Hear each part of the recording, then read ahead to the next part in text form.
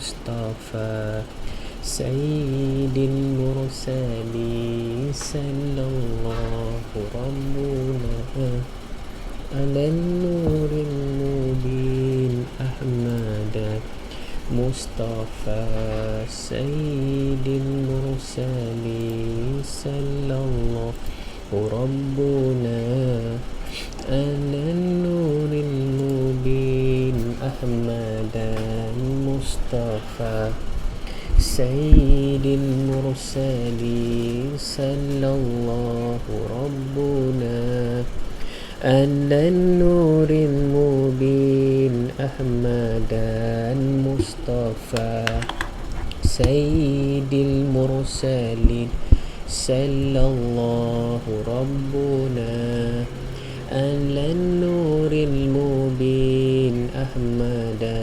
المصطفى سيد المرسلين.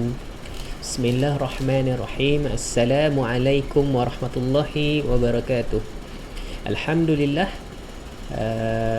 syukur kepada Allah, hari ini kita dapat lagi berjumpa dan bersiaran secara langsung daripada Facebook Live, dan insya-Allah hari ini 27 April 2020 bersamaan dengan 4 Ramadan 1441 Hijrah insya-Allah. Bagaimana tuan-tuan? Puasa? Alhamdulillah. Nampaknya kita dah masuk hari keempat. Walaupun baru hari Jumaat tu kita menyambut Ramadan, dan pejam celik kita dah masuk hari yang keempat.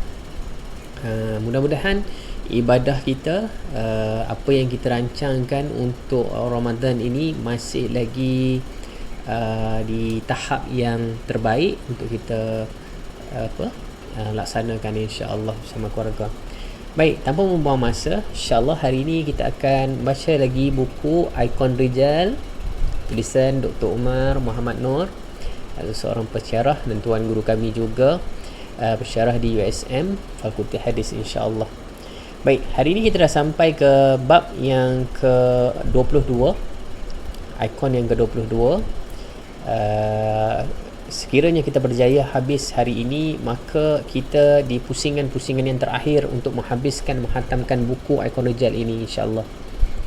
Jadi sekiranya hari ini kita berjaya 22 ikon, maka kita ada lagi baki 8 ikon untuk kita habiskan insya-Allah. Terima kasih kerana menyokong dan menonton video ini. Alhamdulillah. Baik, untuk hari ini ikon yang ke-22 kita akan bercerita mengenai seorang sosok tubuh ulama, iaitu Al-Muallimi dengan tajuk Warqah Wasiat Seorang Ayah insya-Allah. Baik, saya akan mulakan bacaan. Bismillahirrahmanirrahim. Ikon 22, Al-Muallimi, Warqah Wasiat Seorang Ayah. Bagi peminat ilmu hadis, nama Abdul Rahman bin Yahya Al-Muallimi tentu tidak asing. Tokoh ini seorang ulama hadis moden yang memiliki analisis tajam dan hafalan yang dikagumi.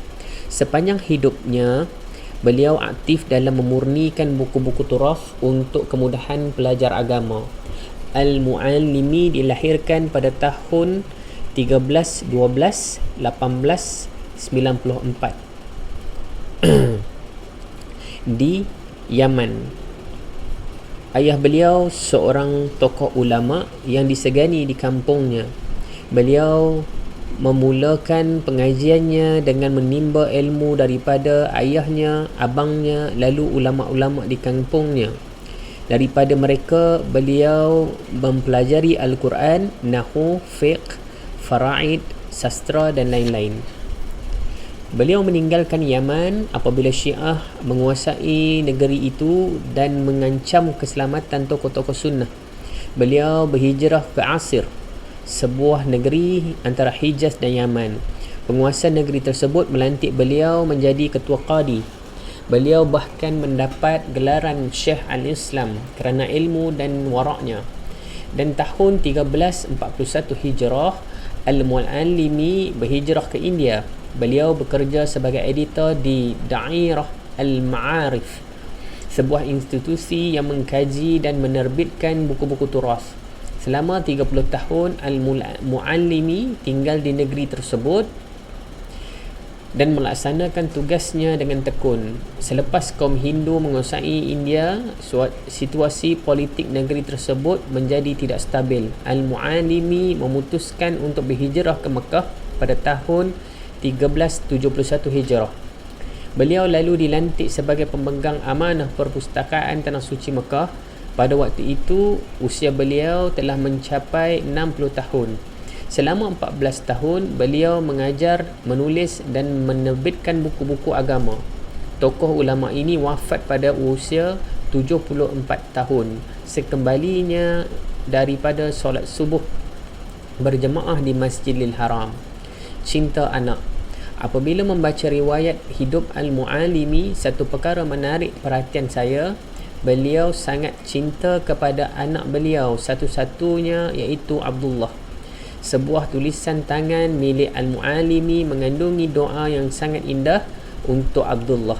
Ya Allah, jadikanlah ia termasuk dalam kalangan hamba-Mu yang ikhlas, ulama yang beramal, yang mendapat dan memberi petunjuk. Aku meminta perlindungan-Mu untuknya dan keturunannya daripada syaitan yang direjam. Aku meminta kepadamu agar engkau menjadikan seorang ulama yang mantap ilmunya, menguasai kitabmu dan sunnah nabimu, dan jadikanlah ia penyejuk mata ibu bapanya. Sesungguhnya engkau maha pemurah, maha dermawan lagi pemberi rezeki kepada siapa yang dikehendaki.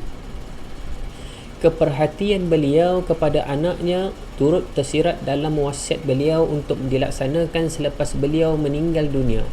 Dalam wasiat itu, Al-Muallimi menekankan perihal pendidikan Abdullah.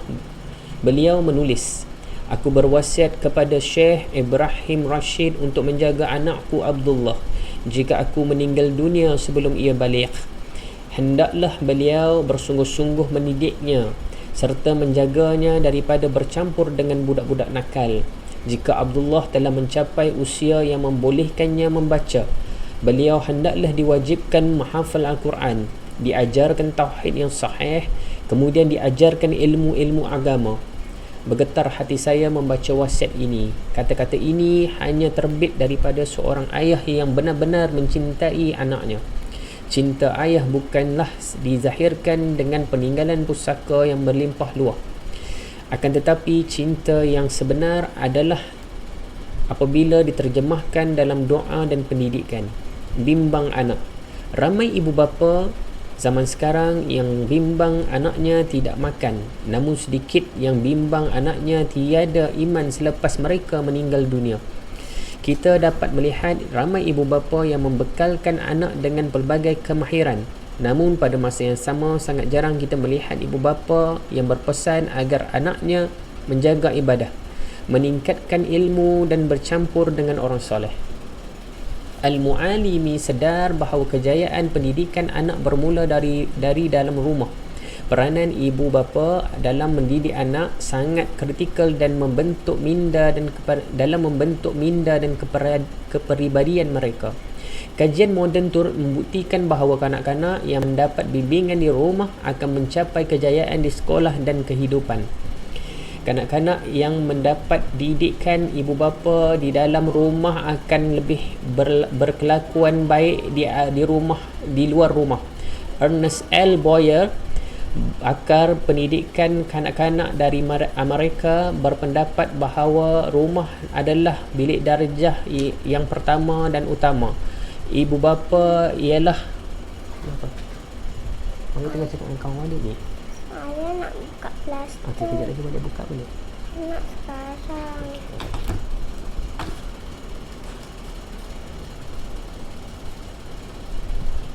Kalau balik tak boleh.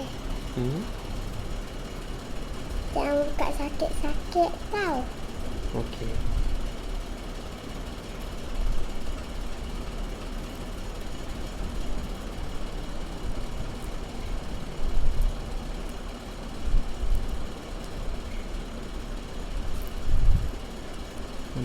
Kuatnya. Mestilah Wali buat kuat-kuat.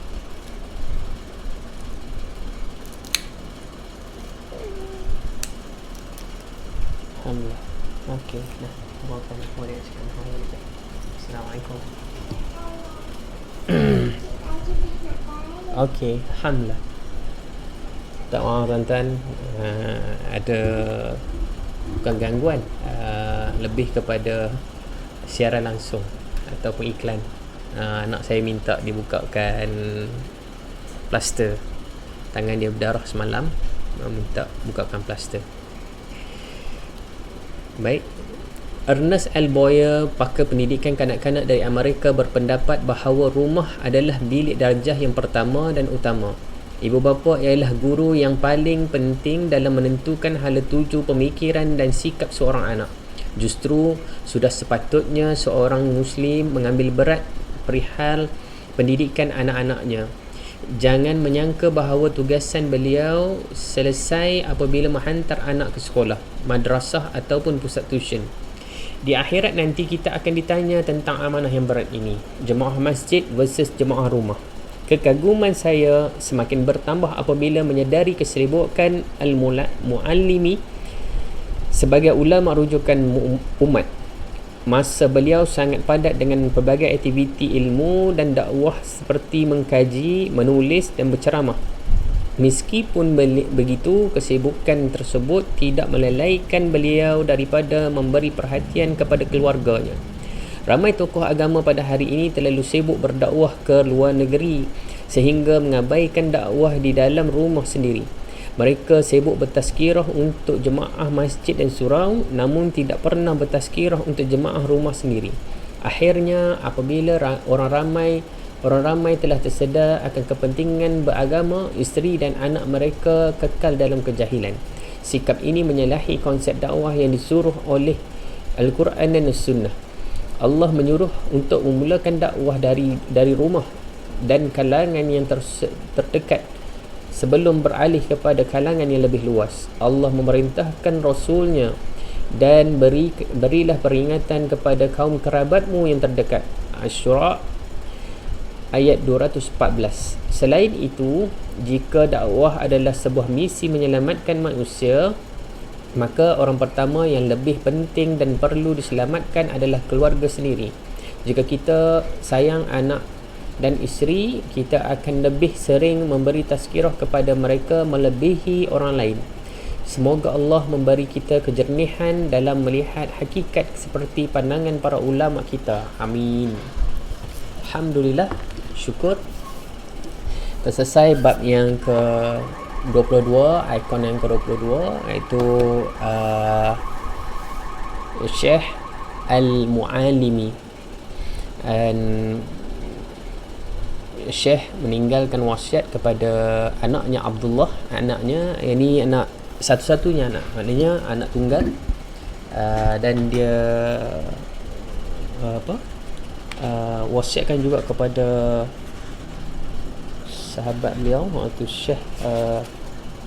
Syekh Ibrahim Rashid, untuk menjaga Abdullah masa ketiadaan Muallimi setelah beliau wafat.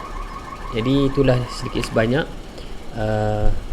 mengenai Syekh Al-Muallimi, dan mudah-mudahan kita dapat iktibar pengajaran daripada kisah ini. InsyaAllah besok tuan-tuan kita akan baca bab yang seterusnya, itu ikon yang ke-23, Mustafa Al-Sabri. Mustafa Al-Sabri dengan tajuk Apabila Dunia Semakin Sempit. Apabila dunia semakin sempit. Baik. Saya ucapkan terima kasih kepada tuan-tuan kerana sudi, dan insya-Allah kita sedang reschedule balik jadual kita. Insya-Allah bulan Ramadan ini berkemungkinan kita akan live sekitar dalam 4.30 ke pukul 5 macam tu. Kita juga cuba untuk jaga kita punya jadual supaya kita dapat kita dapat untuk bersama dengan keluarga sampai waktu asar itu, insya-Allah. Baik.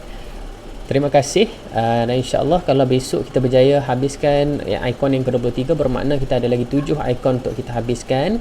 Dan seperti yang saya maklumkan kepada tuan-tuan bahawa kita akan cuba dapatkan Dr. Umar pada ikon yang terakhir nanti insyaAllah. Ikon yang ke-30 insyaAllah kita akan khatamkan dan bacakan dengan Dr. Umar insyaAllah.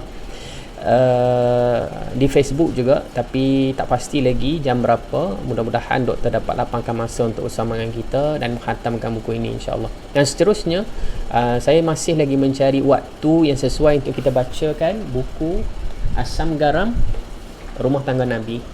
Jadi ini buku ni tulisan sahabat kita Ustaz Luqman Mokhtar. Ini adalah buku yang pertama dan ini adalah buku yang kedua. Jadi insyaAllah kita akan baca, kita cuba khatamkan 2 buku ini insyaAllah nanti di page ataupun live Facebook juga.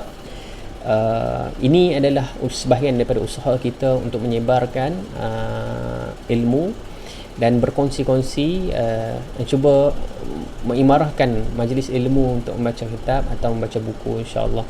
Kita tak baca banyak tuan-tuan, kita baca sehari 1 bab dan tuan-tuan boleh tengok di page Minda Akhirat ada bab-bab yang sebelumnya. Mudah-mudahan satu hari kita kenal dengan satu ulama ataupun satu hari nanti kita akan tahu satu kisah mengenai satu juzuk daripada kehidupan Nabi bersama dengan Ahlul Bait Nabi insya-Allah, ahli keluarga Nabi. Bagaimana Nabi melayani isteri, Nabi pernah merajuk atau tidak, Nabi pernah marah atau tidak, isteri Nabi pernah marah Nabi atau tidak. Nabi ni kalau kita baca kisah Nabi ni macam kita jugalah. Macam kita bermaksudnya manusia biasa macam kita juga. Nabi pun melalui pelbagai emosi juga. Jadi insyaAllah ini antara perkara yang menarik untuk kita telusuri dan sama-sama kita belajar, sama-sama kita berkongsi ilmu insyaAllah. Jadi sudah itu saja. Selamat berbuka puasa saya ucapkan kepada semua. Mudah-mudahan segala usaha kita ni diberkati Allah Subhanahu Wa Taala. Dengan itu saya ucapkan Assalamualaikum warahmatullahi wabarakatuh.